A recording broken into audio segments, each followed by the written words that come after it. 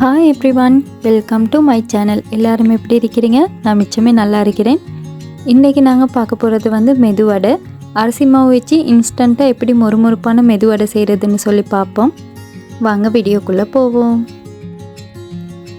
ஒரு பேன் ஒன்றில் 1 கப் அளவுக்கு அரிசி மாவு சேர்த்துக்கோங்க. இது கடையில் வாங்கின மாவு. அதோட 1/2 கப் அளவுக்கு தயிர் எடுத்துக்கோங்க. புளிப்பில்லாத தயிரை பார்த்து எடுத்துக்கோங்க. தயிரோட ருசியோ வாசமோ உங்களுக்கு மிச்சம் பிடிக்காதுன்னு சொன்னால் 1/4 கப் தயிரோட 1/2 டீஸ்பூன் அளவுக்கு ஆப்பச்சோடா சேர்த்துக்கோங்க. இப்போ இதில் 1 கப் அளவுக்கு தண்ணி சேர்த்து எந்த விதமான கட்டியுமே இல்லாமல் கையால் நல்லா இது மாதிரி மிக்ஸ் பண்ணிக்கோங்க. கையால் இப்படி உங்களுக்கு மிக்ஸ் பண்ணுற கஷ்டம்னு சொன்னால் ஒரு பிளெண்டர் கப்பில் போட்டு ஒரு நிமிஷம் மாதிரி பிளெண்ட் பண்ணிங்கன்னு சொன்னால் எல்லாமே நல்லா மிக்ஸ் ஆகி வந்துடும்.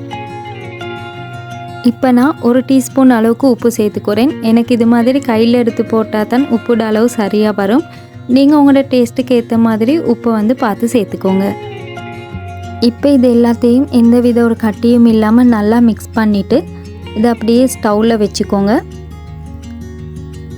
ஃப்ளேமை மீடியமில் வச்சுட்டு இதை நல்லா இப்படி கை எடுக்காமல் மிக்ஸ் பண்ணி கொண்டுறீங்க. டக்குண்டு அடி பிடிச்சிரும். இப்போ இதில் சின்னதாக வெட்டின கருவேப்பிலை, ஒரு 2 பச்சை கொச்சிக்காய், சின்ன ஒரு துண்டு இஞ்சி இது மாதிரி துருவி வச்சிருக்கிறேன். அதோட 1/2 டீஸ்பூன் அளவுக்கு சீரகம், இது எல்லாத்தையும் சேர்த்து நல்லா மிக்ஸ் பண்ணிக்கோங்க. இது மாதிரி நல்லா நீங்கள் மிக்ஸ் பண்ணி கொண்டே இருக்க போக்கல நாங்கள் ரொட்டிக்கெல்லாம் மாவு பிணைவோமேனா அது மாதிரி ஒரு மாவு பதத்துக்கு வரும். இந்த மாதிரி வந்த பிறகு நீங்கள் இதை இறக்கிட்டு ஒரு பவுலுக்கு மாற்றி வச்சுக்கோங்க. மாவு நல்லா ஆறின பிறகு அதில் ஒரு வெங்காயத்தை நல்லா சின்னதாக வெட்டி இப்படி சேர்த்துக்கோங்க. கொத்தமல்லி இலையிலேருந்து சேர்த்துக்கொண்டீங்கன்னு சொன்னாலும் நல்ல வாசமாக இருக்கும். வெங்காயத்தையும் சேர்த்து இது மாதிரி நல்லா பிணைஞ்சிக்கோங்க.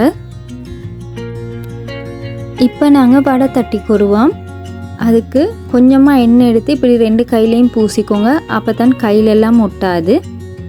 இது மாதிரி அளவில் மாவு எடுத்து அதை நல்லா உருண்டை பண்ணிக்கோங்க. உருண்டை பண்ணின மாவை இது மாதிரி உங்களோட உள்ளங்கையில் வச்சு அமைக்கிக்கோங்க. அதுக்கு பிறகு தட்டி ஒரு நல்ல ஒரு ரவுண்ட் ஷேப்புக்கு கொண்டு வந்துட்டு நடுவில் இது மாதிரியே ஒரு ஓட்டோண்டு போட்டுக்கோங்க. அப்போ உங்களுக்கு ஒரு சரியான வடை ஷேப் கிடைக்கும்.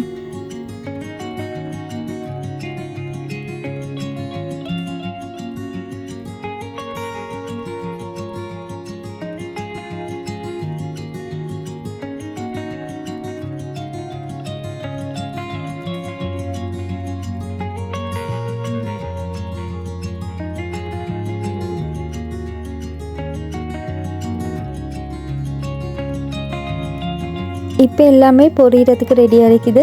வாங்க நாங்கள் வடை பொரிச்சுக்கொருவோம். எண்ணெய் ஓரளவுக்கு சூடாக தான் இருக்க வேணும். இது மாதிரி கொஞ்சமாக மாவு போட்டோம்னு சொன்னால் அது டக்குன்னு மேலே எலும்பி வர அளவுக்கு எண்ணெய் சூடாக இருக்க வேணும். இப்போ தட்டி வச்சிருக்கிற வடையில் இது மாதிரி பொரிச்சு எடுத்துக்கோங்க.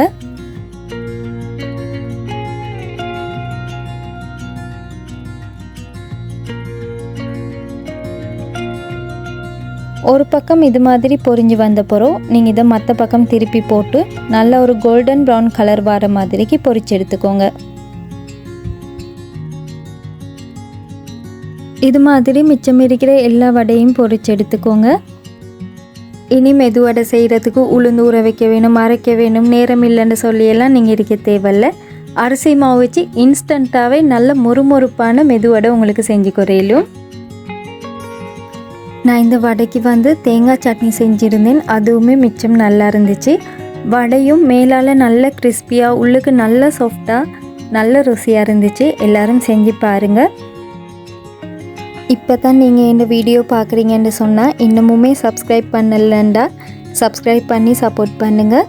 இன்னொரு நல்ல ரெசிபி ஒன்றோடு உங்களெல்லாம் சந்திக்கிறேன். அது வரைக்கும் bye bye, take care and thanks for வாட்சிங்.